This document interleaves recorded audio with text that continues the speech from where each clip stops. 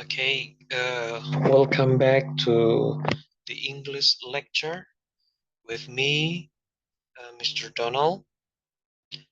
Nah, di pertemuan kita yang ketujuh hari ini, sebagaimana yang sudah kita rencanakan, saya akan memberikan perkuliahan secara online melalui Zoom record, sehingga Anda bisa mengakses ulang materi perkuliahan yang akan saya berikan pada hari ini. Nah, karena ini pertemuan terakhir sebelum UTS, maka saya berharap rekan-rekan mahasiswa semuanya yang mengakses Zoom record ini memahami dengan baik, ya, memahami langkah-langkah yang akan saya sampaikan ini, karena ini materi terakhir sebelum UTS, ya, dan ini pasti akan muncul beberapa soal nanti dalam UTS Anda. And also I'm going to tell you the material for our UTS today. Nah, dalam waktu kurang lebih 30 menit ke depan, saya akan memberikan tutorial mengenai materi perkuliahan kita, yaitu passive voice. Oke.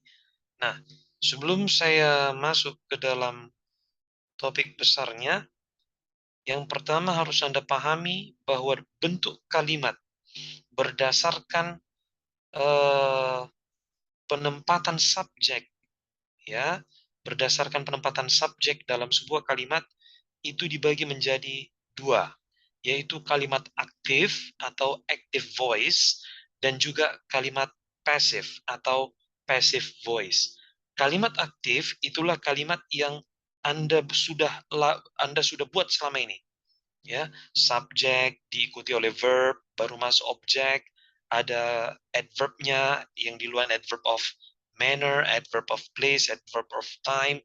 Nah, itu semua bentuk kalimat yang aktif, di mana si subjek, ya, di mana subjeknya melakukan suatu proses, melakukan suatu action, ya.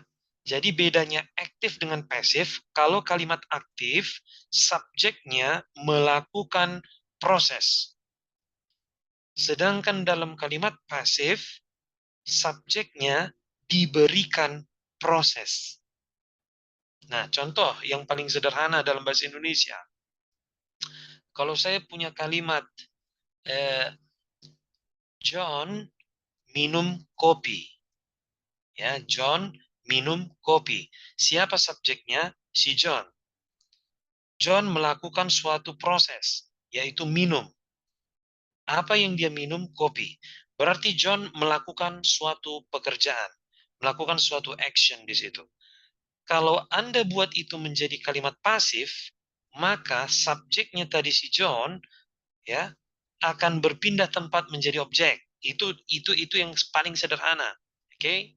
Itu proses yang paling sederhana pasifnya. Maka kopi yang tadinya objek berubah posisinya menjadi subjek. Sehingga kalimat itu menjadi kopi diminum oleh si John. Sekarang subjeknya adalah kopi. Kopinya tidak melakukan apa-apa. Ya, tetap yang melakukan proses itu adalah si John dalam kalimat saya. Nah, jadi secara garis besar passive voice menunjukkan bahwa si subjek tidak melakukan proses, tapi diberikan proses. Oke? Dalam bahasa Indonesia umumnya kata kerjanya berawalan ter atau di. Ya, jadi tadi kalau John meminum kopi, maka pasifnya kopi diminum oleh John. Nah, bagaimana konstruksinya dalam bahasa Inggris? Kita lihat. Yang pertama perlu Anda pahami bahwa the construction of passive voice melibatkan dua unsur ini. Yang pertama to be, and followed by past participle. Jadi to be diikuti oleh past participle atau kata kerja bentuk ketiga. Oke, berarti Anda harus tahu dulu apa to be-nya, Anda harus tahu bentuk kata kerja ketiganya. Ya, kalau Anda belum kenal bentuk verb 1, verb 2, verb 3, itu repot. Atau Anda belum kenal to be. apa to be-nya dalam simple present, apa bentuk be dalam simple past tense, dan seterusnya. Kalau Anda belum tahu, itu repot. Karena itu saya sudah buat di sini sesederhana mungkin. Yang pertama harus Anda kenali be-nya dulu. Notice the tense and use the suitable be. Anda harus memperhatikan tenses yang dipakai dalam kalimat dan gunakanlah bentuk be yang tepat. Ya, jadi saya buat di sini daftar be-nya lengkap supaya Anda itu mudah memahaminya. Kalau yang belum menguasai, kalau yang udah menguasai ini mah gampang. Ya, contoh, kalau bentuk to be dalam simple present kita punya is, am, are. Kalau simple past tense to be-nya was atau were. Kalau simple future to be-nya will be atau shall be. Present perfect to be-nya have been or has been. Past perfect to be-nya hanya had been. Kalau menggunakan modals, bentuk to be-nya hanya ditambahkan be. Dan untuk tenses yang menggunakan bentuk continuous, ada penggunaan to be, kemudian diikuti oleh being. Nah, mungkin Anda masih belum familiar dengan semua. Tapi saya pastikan Anda pasti kenal, Anda pasti kenal bentuk yang simple present, simple past, atau simple future. Paling enggak yang tiga itu dulu kenali. Apa-apa saja bentuk to be-nya atau be-nya. Karena be itu kan auxiliary verbs, kata kerja pembantu. Nah, tadi pola kalimatnya harus ada to be diikuti oleh past participle atau bentuk kata kerja ketiga. Kita lihat sekarang, tadi sudah lihat to be, sekarang kita lihat past participle. Past participle is the third form of a verb, ya. Itu bentuk kata kerja ketiga. Notice if it is a regular verb or irregular verb. Jadi kan kata kerja itu kan ada dua jenis. Ada kata kerja yang bentuknya teratur, maka kalau dia disebut teratur, bentuk keduanya atau bentuk pasnya cukup ditambahkan ed, dan bentuk ketiganya juga cukup ditambah ed. Makanya disebut regular verb, kata kerja yang teratur. Contohnya call menjadi called, dan bentuk ketiganya juga called. Drop bentuk past tense-nya atau bentuk keduanya dropped, bentuk ketiganya dropped. Dan masih banyak lagi. Walk, walked, walked. Atau finish, finished, finished. Itu semua bentuk kata kerja teratur. Nah, yang jadi masalah adalah bentuk kata kerja yang tidak teratur. Kenapa disebut tidak teratur? Karena bentuk verb present-nya dengan bentuk past-nya, dengan bentuk past participle, pasti berubah-berubah. Think, thought, thought.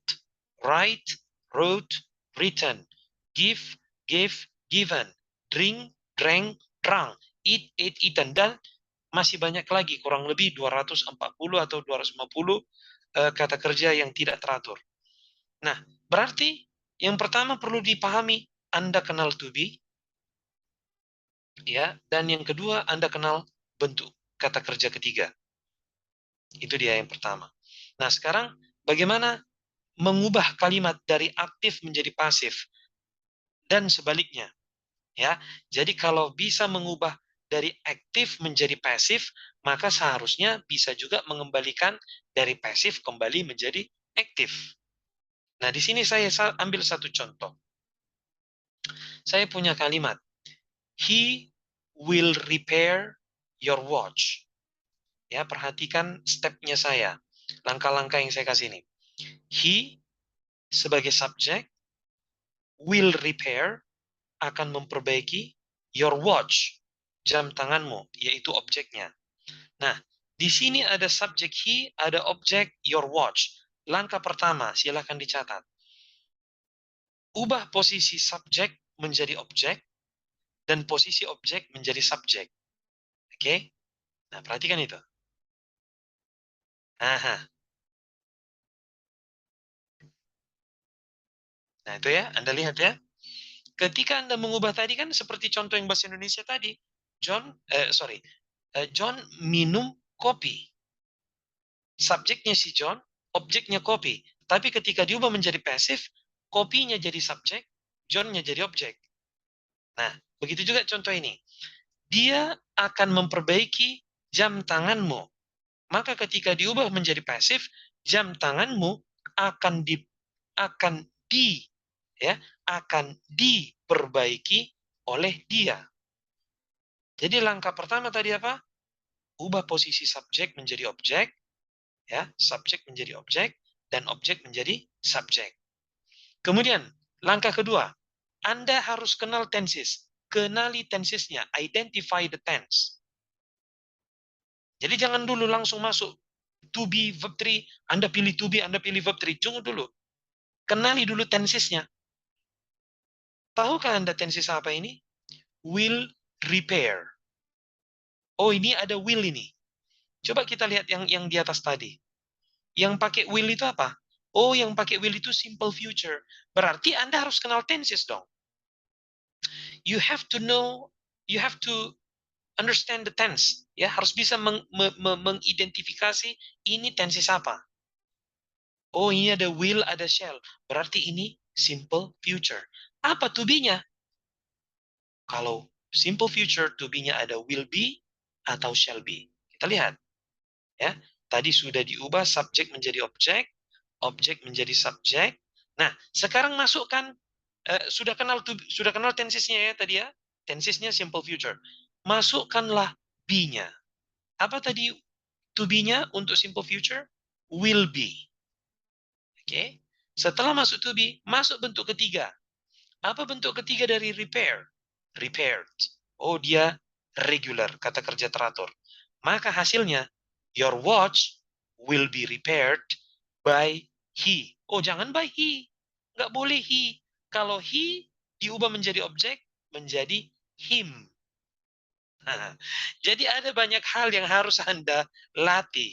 Ya, bagi yang tidak begitu concern dengan bahasa Inggris, ini akan jadi sangat sulit. Tapi kalau yang sudah punya basic in English, ini seperti makan empek-empek ini, ya, atau seperti makan kemplang ini. Tinggal ubah subjek menjadi objek, objek menjadi subjek, kemudian kenali tensesnya apa, baru kupilih to be-nya. Oh, ini simple future, maka to be-nya will be, shall be. Kalau ini tadi simple present, maka pilih to be yang tepat, is atau am atau are. Kalau ini simple past tense, harus tahu to be-nya was atau were. Ya. Jadi ada banyak hal yang harus diikuti, ya, harus diteliti gitu, teliti mengerjakannya. Nah, maka hasil kalimatnya tadi bagaimana? He will repair your watch. Dia akan memperbaiki jam tanganmu. Diubah ke pasif menjadi your watch will be repaired by him. Jam tanganmu akan diperbaiki olehnya. Jangan lupa menempatkan by. By di sini ditambahkan supaya dia pelengkap objek. By him. Nah, tadi saya katakan apa? Kalau orang udah tahu mengubah dari subjek, mengubah dari aktif menjadi pasif, maka kalau saya minta kembalikan lagi ke aktif, ya berarti seperti di atas. Kalau aktif, jangan pakai be. Iya kan? Maka subjeknya, objeknya kembali menjadi subjek, subjeknya kembali menjadi objek. Nah, ya, pasti kembali seperti bentuk di awal. Jam tanganmu akan diperbaiki oleh dia. Ubah menjadi aktif lagi. Dia akan memperbaiki jam tanganmu. Jadi sebenarnya mau aktif ke pasif, pasif ke aktif, sebenarnya tidak ada masalah. Yang jadi masalah apa? Anda harus kenal to be, Anda harus kenal verb 3. Ya. Dan Anda harus bisa mengenal tenses apa yang dipakai. Nah, Anda butuh latihan tentunya. Ya, Anda butuh latihan untuk bisa sampai ke sana. Ini mudah. It's easy. Ya, saya selalu membuat hal yang sulit menjadi mudah. Sekarang masalahnya mau nggak belajar. Oke, kita lanjut. Nah, di sini saya buat beberapa contoh. Ya, contoh yang pertama, perhatikan. They build the bridge every year. Mereka membangun jembatan setiap tahun. Yang pertama tadi apa langkahnya? Subjek menjadi objek, objek menjadi subjek. Saya ubah menjadi pasif. Objeknya jembatan jadi subjek. Jembatan. Subjeknya they menjadi objek them. Ya, sekali lagi, mereka membangun jembatan setiap tahun. Ubah ke pasif. Jembatan dibangun oleh mereka. Nah, perhatikan pasifnya di sini. Kenapa saya pakai is? Karena kalimat ini adalah simple present. Apa tadi to be-nya simple present? Is, am, are. Maka hasilnya, the bridge is built. To be-nya is, bentuk ketiganya built. The bridge is built by them.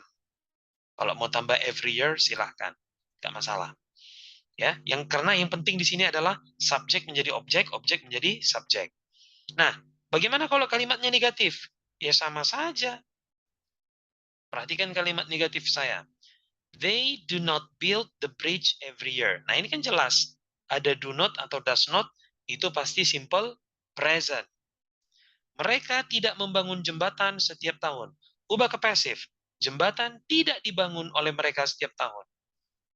Ya, justru kalau di pasif mengubahnya ke negatif lebih mudah. Tadi jembatan tidak dibangun.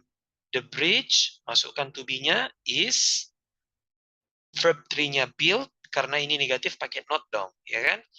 The bridge is not built by them every year. Tadi subjeknya they menjadi them. Nah, contoh yang ketiga, bagaimana kalau kalimat tanya? Sama saja. Kalimat tanya juga menggunakan, pasifnya selalu menggunakan to be dan verb 3. Kita lihat kalimat aktifnya. Do they build the bridge every year? Apakah mereka membangun jembatan setiap tahun?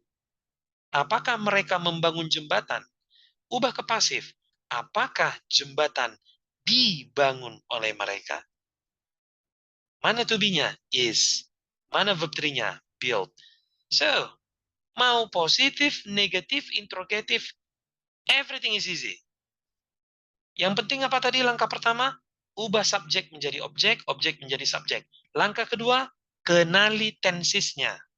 Kalau sudah tahu tensisnya apa, pergunakan to be yang cocok untuk tensis itu. Kalau tensisnya past tense, ya pakai was were. Kalau tensisnya simple present, ya pakai is am are. Itu tadi yang di slide kedua. Nah, coba kita lihat contoh keempat. Workmen are building a new road outside my house. Oh, ini pakai present continuous. Workmen are building. Ada to be diikuti verb ing. Para pekerja sedang membangun sebuah jalan baru di luar rumah saya. Langsung dulu identifikasi mana subjek, mana objek. Tukar posisinya. Oke. Oh, di sini subjeknya workmen, para pekerja. Apa yang mereka bangun? Sebuah jalan baru. Tukar posisinya. Sebuah jalan baru sedang dibangun di luar rumah saya oleh the workman. Boleh tambahkan by the workman. Oke. Coba lihat ini. Kenapa di sini to be-nya are? Karena subjeknya lebih dari satu. Workman. Kenapa ketika diubah menjadi subjek, to be-nya pakai is? Karena sekarang subjeknya singular. Sebuah jalan baru. Oke. Nah, perhatikan. Kalau dia menggunakan present continuous, di sini kan tadi kalimat aktifnya menggunakan to be plus verb ing. Tapi kalau dia menggunakan passive, maka to be is mr-nya itu diikuti oleh kata being. Is being baru ditambahkan bentuk ketiga, build. Is being built, sedang dibangun. By the workman. Boleh ditambahkan di sini ya, by the workman. Karena di sini subjeknya kan workman. Mungkin saya lupa mengetiknya. By the workman outside my house. Ya, karena itu yang jadi inti ya. Subjek jadi objek, objek jadi subjek. Nah, coba kita lihat contoh berikutnya. He gave us a present. Dia memberikan kami sebuah hadiah. Oh, ini pakai bentuk kata kerja kedua. Berarti ini tensisnya simple past tense. Langkah pertama, subjek menjadi objek. Subjek menjadi objek, objek menjadi subjek. Perhatikan di sini. Us Kalau dia objek, diubah menjadi subjek we. Subjek he, kalau diubah menjadi objek, jadi apa? By him. Nanti di sini ada by him ya. Boleh ditambahkan. By him. Nah, karena ini simple past tense, gunakan to be dalam simple past tense. Apa tadi to be-nya simple past tense? Was or were. Disinilah dia to be-nya. Kemudian diikuti oleh verb 3. Were given. Nah, Anda bisa lanjutkan ke bawah. Ya, Anda bisa lanjutkan membaca ke bawah. Konsepnya tetap sama. Subjek berubah menjadi objek, objek menjadi subjek. Kenali tensesnya. Apa tensesnya? Kemudian gunakan to be yang tepat, masukkan to be-nya apa, kemudian masukkan verb 3-nya. Gitu. Semua seperti itu. Ya. Jadi saya kasih tadi bantuannya di sini. Saya kasih bantuannya di sini. Bagi yang belum kenal to be, bagi yang belum kenal to be, masih ada waktu. Kuasai dong. Ya, kuasai. Kalau bingung, ya udah, datang jumpai saya. Ya. Kalau mau belajar lebih intensif, ya udah, belajar les di luar ya, atau belajar les sama saya. Silahkan. Karena memahami kalimat pasif butuh banyak latihan. Oke, mudah sebenarnya, mudah. Tinggal masalahnya pemahaman tentang tenses itu harus kuat. Ya, kalau tensesnya belum kuat, pemahaman tensesnya masih nggak bagus, ya pelajari tensesnya. Nah, ini apa nih? Nah, ini kalau menggunakan modal, coba kita lihat dulu slide yang pertama tadi. Di sini di poin nomor 6, bagaimana ya kalau kalimat pasif itu menggunakan modal? Maka to be-nya cukup ditambahkan be. Tapi kan Anda harus kenal dulu modal. Mungkin bagi beberapa kelas saya sudah pernah bagi di kelas bahwa modals itu adalah kata kerja pembawa expression. Kata kerja auxiliary dia, tapi dia membawa expression, ekspresi. Ada makna ekspresinya. Nah, ini saya kasih ini contohnya. Dalam bahasa Inggris ada 13 bentuk kata kerja modal. Kalau Anda menjumpai kata-kata kerja yang 13 ini, maka to be-nya sangat gampang. Cukup tambahkan be. Jadi kalau can, menjadi can be. Could, to be-nya menjadi could be. May be. Might be. Must be. Have to be. Would be. Ought to be. Will be, shall be, need be, dare be, would rather be, should be. Itulah modal. Kalau diubah ke pasif, cukup ditambahkan to be-nya be. Jadi beda dengan yang simple present, is, am, are, simple past tense was, were. Kalau modal cukup ditambah be. Nah, ini ada contohnya satu. Yang paling bawah. Coba lihat ini contoh yang paling bawah. Mr. Jack can design the prototype. Mr. Jack bisa merancang prototype itu. Ubah ke pasif. Objek prototype menjadi subjek. The prototype masukkan to be-nya. Nah, ini kan dia pakai modal can. Maka to be-nya can be. Ya kan? Di sini dia ada can. Maka kalau diubah menjadi to be, can be. Masukkan verb 3-nya. Design menjadi designed. Karena dia regular. Maka hasilnya prototype itu dapat dirancang oleh Mr. Jack. Jangan lupa by ya, jangan lupa by. Karena itu pelengkap objeknya. Oke, coba kita lihat beberapa contoh dulu dalam TOEFL. Nah, pasif ini cukup intens masuk dalam soal-soal ujian TOEFL. Let's see the sample here. Number 1. Nah, kalau yang bentuk seperti ini berarti kan mencari yang salah ya. Error identification. It was in a cave near Magdalena, New Mexico, when the oldest known ears of cultivated corn were discovered. Ya. It was in a cave near Magdalena. Berada di sebuah gua dekat kota Magdalena, New Mexico, ketika the oldest known ears. ketika bagian apa ini? Ketika bagian telinga dari jagung yang diolah ditemukan. Nah, kurang lebih seperti itulah. Kita nggak fokus pada penerjemahan di sini, ya. Entah apapun telinga jagung yang diolah. Nah, itu kita nggak tahu entah apa. Tapi yang mau kita lihat adalah strukturnya, ya. Mana yang salah di sini? Berada di sebuah gua dekat kota Magdalena, New Mexico. Nah, ini kan tempat. Ini tempat. Kenapa pakai when? Seharusnya pakai where. Karena dia menunjukkan tempat. Nah, di sini yang salah. Terus mana pasifnya? Coba kita lihat mana pasifnya. Aha, di sini ada kata were, ada to be were, kemudian ada verb 3 discovered. Di sini pasifnya. Berarti pasifnya sudah benar.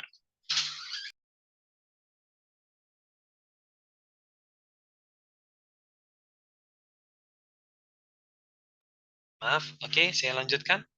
Nah, saya cuma mau menunjukkan di sinilah bentuk pasifnya. Were discovered. Yang salah bukan pasifnya. Pasifnya sudah benar karena dia pakai kata kerja bentuk ketiga. Let's see number 2. The fossil remains of much extinct mammals have been found in the tar pits at Rancho La Brea in Los Angeles. Ya, the fossil remains of much extinct mammals, fosil sisa daripada mamalia yang telah punah, telah ditemukan di lubang jurang Rancho La Brea di Los Angeles. Yang mana yang salah di sini? Coba kita lihat dulu. The fossil remains of much extinct mammals. Oh, yang salah itu A. Yang salah itu A. Nggak boleh pakai much, tapi harus pakai many. Kenapa? Karena mammals itu bisa dihitung.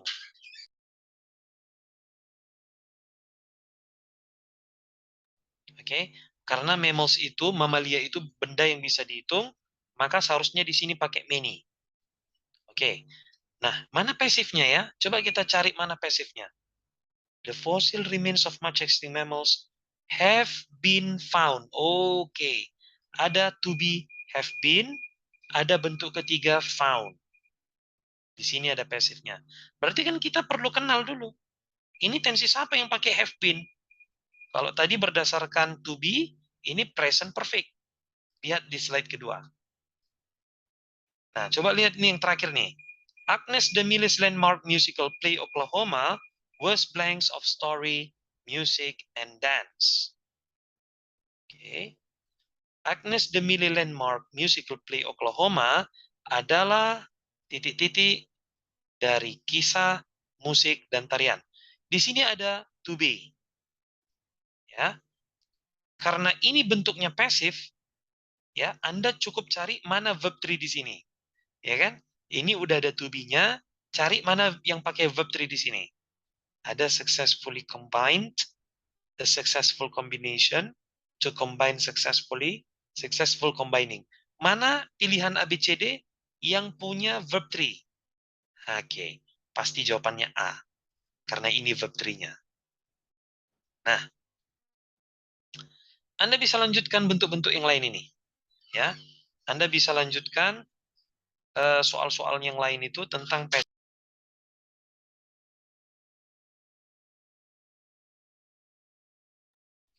Oke, karena saya hanya mau memberikan dasar daripada kalimat pasif itu sendiri. Sedangkan pengembangannya saya berikan sama Anda. Gitu. Oke, nah saya berharap Anda bisa menangkap poin pentingnya, ya, bahwa pasif itu konsepnya cuma menggunakan to be dan verb 3. Oke, nah sebelum saya tutup, ya kan, karena ada pengumpulan tugas untuk semua rekan-rekan mahasiswa, coba Anda sambil nanti mengumpul, mungkin Anda bisa identifikasi dari soal nomor 1 sampai 25 di latihan 17 yang Anda kumpul itu, mungkin Anda menemukan bentuk-bentuk kalimat pasif. Silahkan dipelajari. Ya, oh ini ada bentuk kalimat pasif nih. Ada to be, ada verb 3.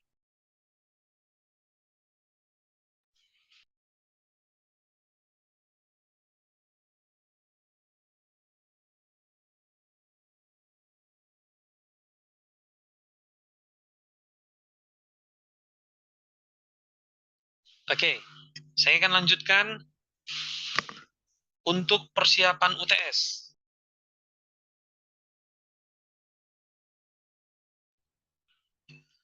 Nah, tadi saya sudah memberikan materi tentang passive voice. Ya, jadi Anda tinggal membuat pemahaman Anda secara pribadi. Kalau misalnya ada yang kurang jelas, nanti Anda bisa kirimkan pertanyaan Anda melalui @link atau mungkin dalam grup kelas Anda. Ya, karena pada dasarnya passive itu butuh latihan banyak aja. Konsepnya tetap sama, to be and verb 3. Maka untuk UTS, perhatikan baik-baik. Saya akan memberikan 20 soal pilihan berganda. Semuanya tentang structure and written expression. 10 soal mencari kata atau frase yang sesuai untuk melengkapi kalimat. Ya, nomor 1 sampai 10 atau mungkin sebaliknya. Pokoknya 10 soal Anda mencari mana jawaban yang benar ya untuk melengkapi kalimat. Nah, 10 soal lagi Anda mengidentifikasi errornya atau error identification. Jadi seperti TOEFL betulan ujiannya. Ya, 20 soal. Materinya apa aja? Yang pertama, pasti tentang parts of speech. Saya akan keluarkan kurang lebih 5 sampai 8 soal tentang part of speech, khususnya tentang pronoun, kata ganti. Dan juga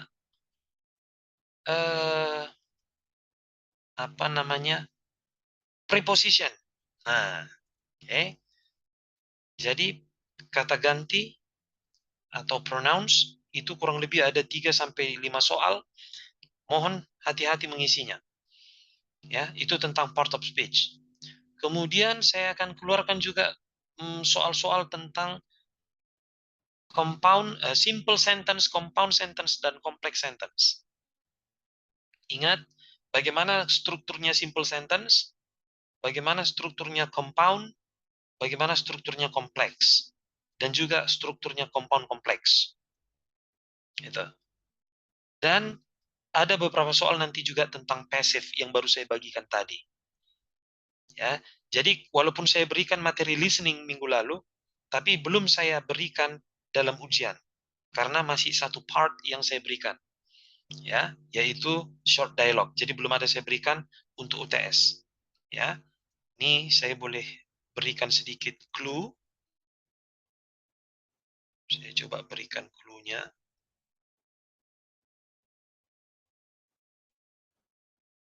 Tunggu sebentar, saya akan selesai dalam waktu kurang lebih 3 menit lagi.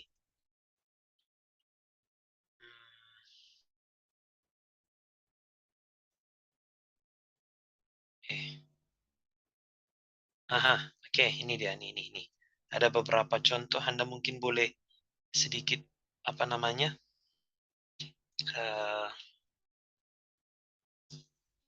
melihat.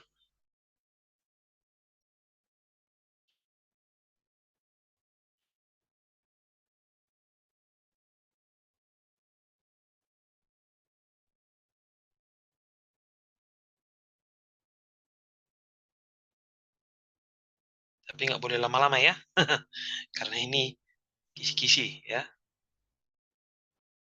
Nah, ini mungkin contoh satunya. Nah, ini adalah tentang conjunction. Coba perhatikan contoh nih, soal nih. Ini saya berikan yang lama-lama dulu. Deserts are often formed, blanks, they are cut off from rain-bearing winds by the surrounding mountain range. Nah, ini kan mencari mana conjunction-nya. Nah, number 2, ini mencari mana passive-nya. Oke, number 3, mencari mana adjective clause-nya. Oke, nah itu aja. Oke, ya. Jadi Anda silahkan belajar, kuasai, ya. Belajar, kuasai, dan pahami. Karena bagi saya nilai bukan yang nomor 1. Ya, saya itu diberikan misi untuk apa? Supaya Anda punya persiapan nanti semester 6 bisa mengikuti TOEFL supaya nggak terhambat pada waktu yudisium. Ya, ingat 90% mahasiswa IBB itu gagal pada waktu ujian TOEFL yang pertama. 90%. Kenapa bisa gagal? Karena nggak punya persiapan. Semester 6 harus ngambil TOEFL, baru belajar dia di semester 6 itu persiapan TOEFL. Nah, bagi Anda yang sudah punya persiapan dari sekarang, mohon dihargai apa ilmu yang sudah dikasih. Ya, nanti setelah UTS, saya tidak akan masuk lagi sama Anda. Ya, tim teaching saya nanti yang akan masuk ke kelas Anda semua. Maka manfaatkanlah itu, curilah ilmunya, gitu. Curi ilmunya. Jangan belajar, jangan ngikuti kuliah itu seperti anak SMP, anak SMA lagi, enggak. Curi ilmunya. Sama seperti saya selama ini ngajar kalian, curi ilmu saya. Mau ilmu speaking, mau ilmu listening, mau ilmu grammar, dicuri ilmunya dosen tuh. Itulah orang yang mengikuti perkuliahan. Ya, maka saya akhiri perkuliahan kita ini kurang lebih 2 bulan atau 3 bulan ya. Sorry, 2 bulan saya memberikan perkuliahan sama Anda. Kalau ada tutur kata yang kurang baik atau mungkin saya kelewat batas gitu ngasih mata kuliah, ya saya juga minta maaf. Mudah-mudahan UTS Anda bagus, ya, karena itu nanti saya yang akan memeriksa. Tetap konsisten dalam belajar dan jangan pernah menyimpan pertanyaan. Itu selalu saya tekankan di kelas. Tetap komunikasi dengan dosen yang baik. Thank you very much. Saya tetap buka akses bagi siapapun yang mau berdiskusi dengan saya dari jurusan manapun, ya, bahkan yang mau ngikutin les juga sama saya silahkan. Ya, tapi beda dong bayarannya ya kan gitu. Karena di luar kampus. Thank you very much. Good luck in your exam. Have a nice lecture. Goodbye.